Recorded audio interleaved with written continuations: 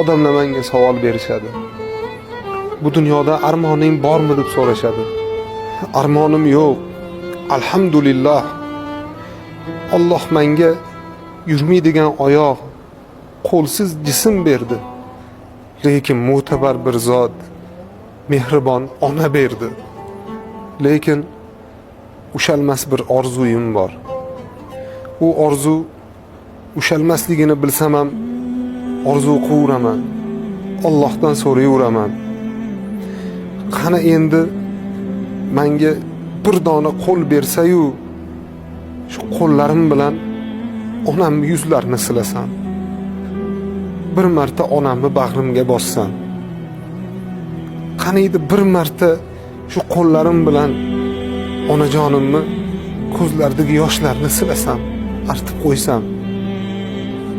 Mana shu meni armonim. Ey onasi borlar. Ey qo'li harakatlanayotganlar. Meni-yu qo'lim yo'q. Oyog'im ishlamas ekan.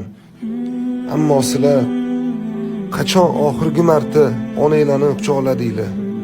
Qachon oxirgi marta onanglarni yuzini silab, yuzlariga yuzinglarni qo'yib rozilik so'radinglar?